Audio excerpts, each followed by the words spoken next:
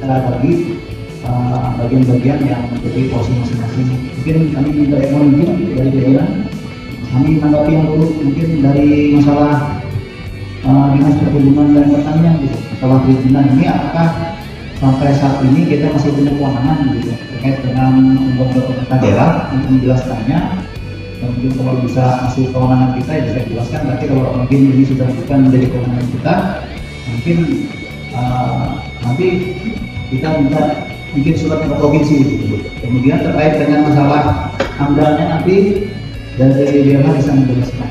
Mungkin silakan dari Dinas Pertanian Perhubungan kalau itu juga untuk menjelaskan masalah kewenangan yang masalah perizinan. Kembali.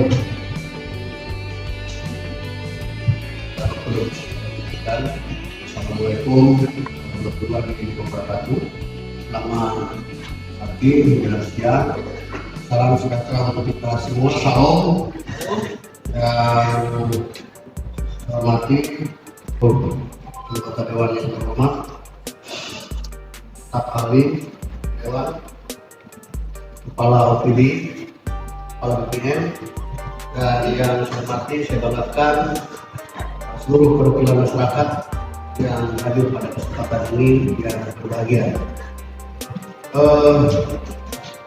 Terkait dengan RDPU kita pada hari ini, yang pertama menyangkut dengan SHM, kemudian yang kedua terkait dengan izin konsesi pelepasan kawasan hutan, dan perlu kami sampaikan bahwa untuk SHM saya kira mungkin itu ranahnya BPN nanti untuk menyampaikan. Nah, kemudian terkait dengan pelepasan kawasan hutan,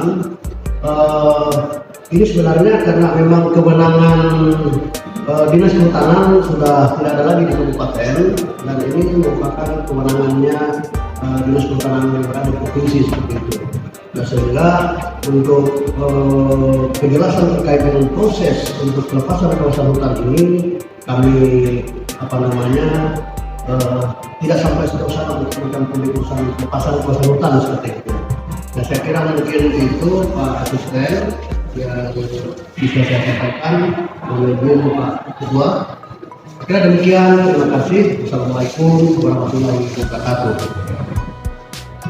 Ketua dan Wakil Ketua DPR sebagai pimpinan rapat pada hari ini, seluruh anggota DPR juga kawan-kawan dari eksekutif maupun dari perusahaan dan dari DPR juga dari berbagai masyarakat. Perlu kami sampaikan sekali lagi dari Bapak Ibu sekalian, walaupun di Jakarta sangat Kementerian Kehutanan dan Lingkungan Hidup, tapi untuk Dinas Lingkungan Hidup tidak punya kewenangan untuk masalah hutan. Itu sudah diambil oleh provinsi maupun pusat. Kemudian berkaitan dengan pertanyaan apakah amdalnya sudah ada? Memang sudah ada, karena persyaratan teknis maupun perizinan yang diminta sebagai persyaratan untuk pembuatan amdal sudah dihitung oleh perusahaan yang bersangkutan, dan juga pembuatan amdal itu melibatkan konsultan. Dan kemarin pada saat diusulkan melalui dinas kami itu sudah lengkap perizinan. Demikian bisa kami sampaikan. Mungkin ada nanti pertanyaan di dalam kami siap menjawab sebatas kemampuan dan kewenangan kami kembalikan kepada pimpinan rapat eksekutif. Terima kasih. Catatan di sini mungkin sudah dicatat dengan baik oleh rekan-rekan dari BPN. Kami persilakan. Terima kasih atas waktunya. Assalamualaikum warahmatullahi wabarakatuh. Di sini saya menyampaikan kami mewakili kantor kami. Kebetulan beliau ada sedikit kelelahan perjalanan jauh dari Jakarta, baru tadi malam sampai. Jadi kami yang diutus mudah-mudahan tidak mengulangi apa yang kami sampaikan. Terima kasih yang hormat Pak Ketua DPRD, Pak Wakil Ketua, Bapak-Bapak anggota DPRD, Bapak Asisten dan dari Dinas Teknis, dan juga warga masyarakat yang hadir, dan juga dari pihak perusahaan. Di sini kami mencoba untuk jawab, memang ada beberapa yang memang ada kewenangan kami kantor pertanahan yang kami coba, ada juga yang bukan kewenangan kami mungkin belum. Ya, di sini catatannya lumayan banyak nih. Ada persoalan tanah di area PT Genta yang terowongan, lalu data bidang tanah yang dianggap di dalam itu, kemudian ada lagi yang mana namanya bukan nama daerah ya. Kemudian ada lagi tumpang tindih lahan Hagio dengan Trump. Kemudian lagi pertanyaannya tentang Hagio di Jalan-Jaya ya, KSM. Jadi pertama kita coba jawab ini untuk yang persoalan tanah penyangga masyarakat tadi mungkin doang dulu ya di dalam itu Pak. Kami pertama maaf kami orang baru di sini, saya baru bulan Juli tadi itu saya dari Wilayah, tapi kita akan mencoba menjawab ini.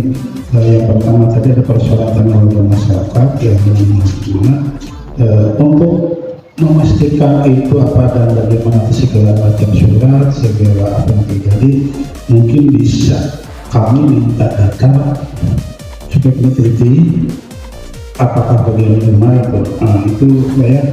Kemudian juga yang juga tadi yang di dalam tanah di dalam PBT itu kan ada di kami ini Pak yang di malah yang di aplikasi online kami itu ada dua jenis Pak. Aplikasi yang HGU sama yang masih PBT. Nah kalau di HGU itu di HGU tidak mungkin dia terbolong dengan bentuk sertifikat, tapi kalau di PBT masih bisa karena dia belum hak itu masih bisa.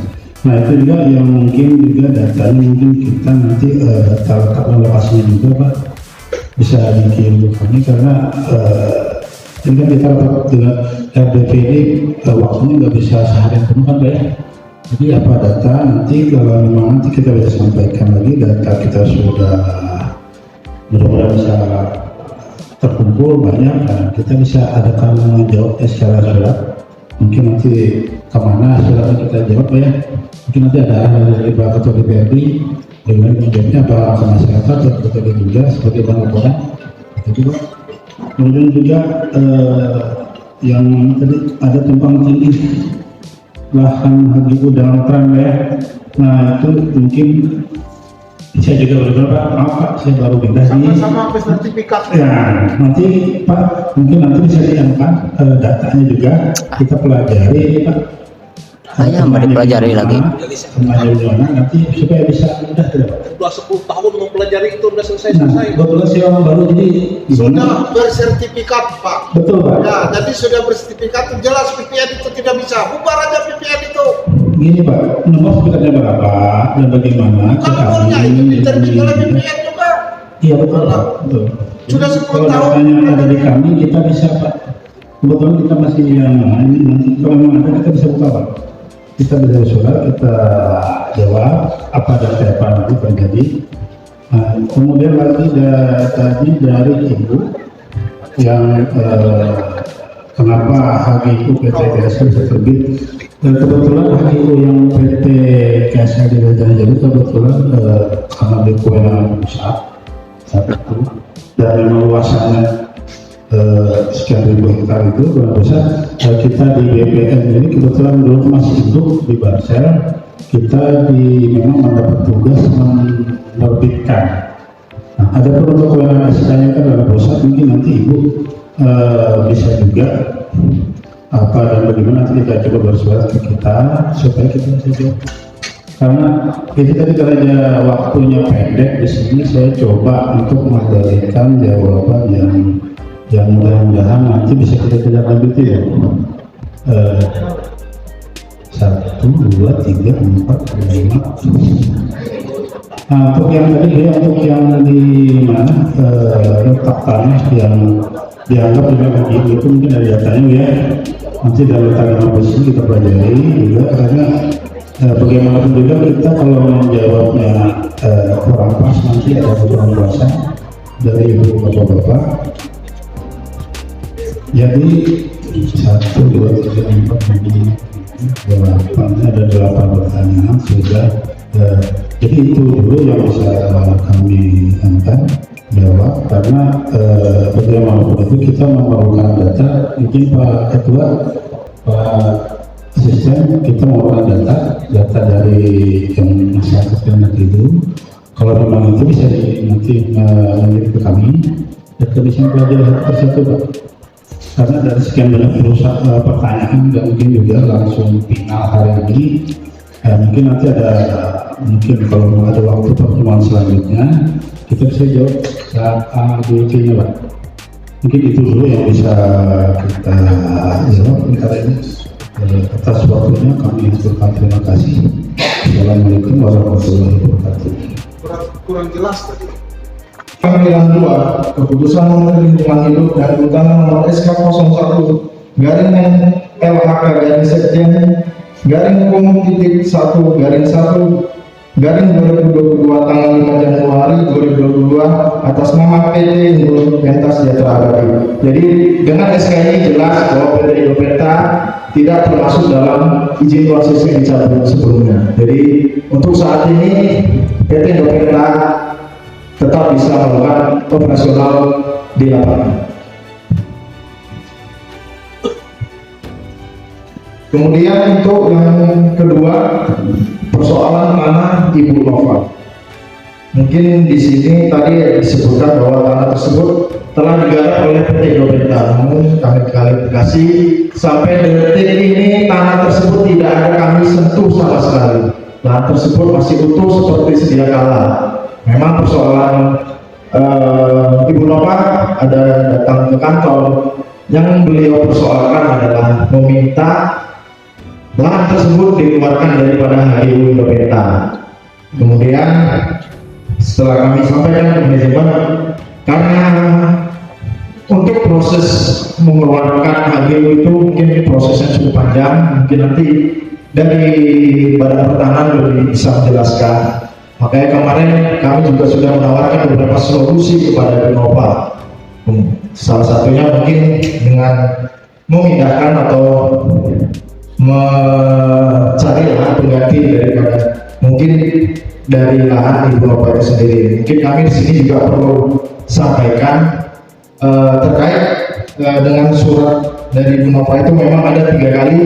Kebetulan kami menerima di kebun, cuman kami belum sempat menanyakan terkait dengan asal usul dari tanah tersebut yang pertama, kemudian ukuran tanah tersebut, kemudian terkait apakah ada surat menyurat dari tanah tersebut. Karena kami dapat informasi bahwa tanah tersebut diperoleh dari transaksi jual beli dengan orang lain, yang kemungkinan tahun peristiwa jual beli lebih dahulu HGU terbit, baru tanah tersebut dibeli oleh Ibu Nova. Kemudian yang ketiga, terkait dengan nama-nama sertifikat yang sebanyak mungkin 171 bidang yang ada di Desa Telang. Di sini kami jelaskan bahwasanya PT Indro Penta tahun 2012 dan 2013 itu telah melakukan proses GRTT kepada masyarakat yang memiliki atas tanah. Kemudian kita berproses ke Kementerian Tata Ruang BPN untuk mengajukan permohonan HGU terhadap tanah-tanah ataupun lahan-lahan yang telah kita bebaskan dan kita kuasai secara fisik di lapangan. Akan tetapi kami tidak mengetahui prosesnya seperti apa, mengapa lahan-lahan yang sudah secara perdataan perusahaan memiliki hak untuk mengelola, tetapi secara izin ternyata di luar daripada HGU PT ISA terhadap lahan-lahan sudah kita ganti rugi. Nah, karena kita harus ada dasar alas hak terhadap tanah tersebut, karena HGU sudah terbit. Ketika kita akan proseskan untuk memasukkan kembali ke HGU, itu akan memakan waktu yang cukup lama dan biaya yang tidak sedikit. Maka berkonsultasi dengan pihak pertanahan, maka diambil langkah kita membuatkan sementara sertifikat hak milik dengan menggunakan nama-nama karyawan kita sendiri. Oh, Karena nggak bisa itu. untuk lahan-lahan ternyata di luar HGU kita harus memiliki dasar ataupun alasan. Dan di sini kami sampaikan tidak ada sedikit pun niat perusahaan untuk memiliki tanah tersebut. Kami sendiri di sini adalah salah satu orang yang dipinjam nama untuk menggunakan sertifikat tersebut. Bongkar semua. Hanya mungkin nanti pihak pertanahan yang bisa menjelaskan kapan tanah-tanah ataupun lahan yang di luar HGU tersebut bisa diproses dimasukkan kembali ke dalam HGU PT ISA. Oi, mantap. Kemudian terkait dengan tumpang tindihnya HGU dengan lahan trans, mungkin di Bapenda tidak ada karena lahan transiong baik itu rumah, pekarangan maupun itu adalah di luar daripada HGU kami. Kemudian terkait dengan apa alasan PBS menjadi objek vital nasional, mungkin kami sendiri tidak pernah menyebutkan bahwa kami adalah objek vital nasional. Jadi mungkin kami tidak bisa menjawab hal tersebut. Kemudian terkait dengan plasma, kami dari awal PT Bapenda telah menyiapkan lahan dari sejak izin lokasi kita peroleh 20% langsung kita potong untuk plasma masyarakat. Jadi sesuai dengan ketentuan bahwasanya adalah perusahaan wajib menyediakan ataupun membangun kebun masyarakat sekitar minimal 20% dari izin yang diusahakan. Jadi dari awal kami sudah menyiapkan lahan plasma 20%, dan untuk alas hak bagi peserta plasma adalah sertifikat hak milik masing-masing atas nama petani plasma.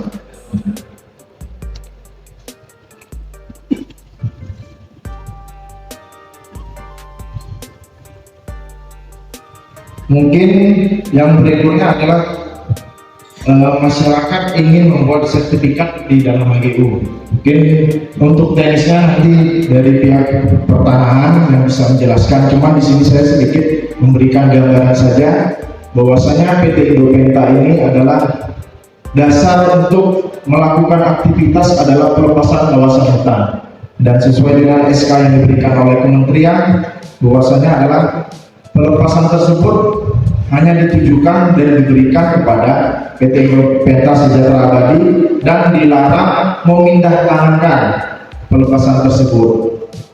Dan informasi dari kehutanan, ketika misalnya HGU itu kita keluarkan, maka status lahan tersebut akan kembali kepada kawasan hutan, karena yang meminta ataupun bermohon untuk pelepasan kawasan hutan adalah PT Bapenda. Ketika Bapenda tidak menggunakan, tidak mengusahakan lahan tersebut, berarti status akan kembali lagi ke kawasan hutan. Dan bagi masyarakat yang akan membuat sertifikat pasti akan terkendala, karena pihak pertanahan pasti tidak akan menerbitkan sertifikat di dalam kawasan hutan, karena kita awal mula adalah SK pelepasan itu kurang lebih 14.500 dan HGU kita hanya sekitar kurang lebih 8.900, jadi kurang lebih hampir 5.000 hektar itu statusnya adalah kawasan, karena kita tidak HGU-kan. Karena sekarang SK ini tetap berlaku, tapi untuk luasan tidak lagi 14.000, tapi mengikuti dengan luasan HGU kita PT Bapenda.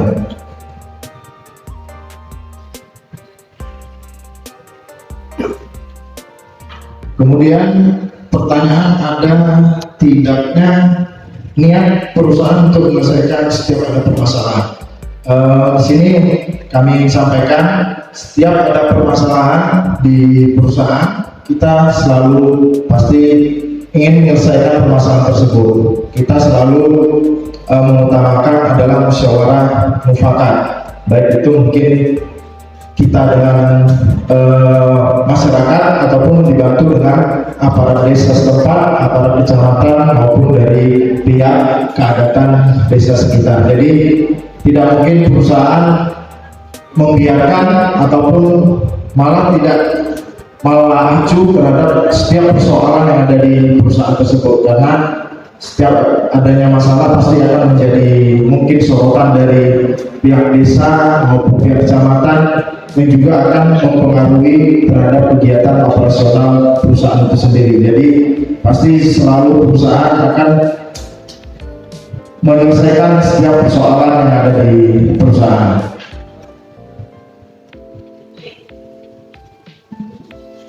Terutama mungkin nanti dari apakah ada dari warga Paguyuban yang hadir mungkin bisa, tapi secara statistik salah satu dampak positifnya adalah penyerapan tenaga kerja.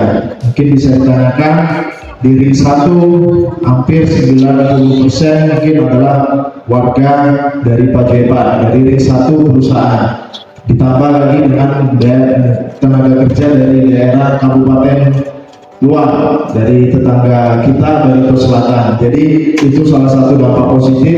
Kemudian dampak yang lain adalah setiap ada peluang ataupun usaha yang dapat dikerjakan oleh masyarakat sekitar, perusahaan selalu menyediakan kesempatan pertama bagi masyarakat sekitar, misalnya dengan adanya pembangunan perumahan klasmen. Itu coba bisa ditanyakan saja di Paguyuban siapa yang sebagai kontraktor untuk pembangunan emplasmen di PT Gopenta. Kemudian terkait dengan angkutan buah kelapa sawit bisa juga ditanyakan kepada masyarakat Paguyuban siapa yang pemegang SPK untuk angkutan perusahaan. Jadi memang untuk dampak positif saya rasa tidak perlu kita terlalu diumbar-umbarkan, karena yang namanya perusahaan hadir pasti akan selalu berusaha gimana caranya perusahaan tersebut berdampak kepada masyarakat sekitar. Kalau memang tidak berdampak, untuk apa ada perusahaan tersebut? Mungkin dari masyarakat sekitar juga pasti akan berteriak, tidak ada gunanya perusahaan di daerah tersebut.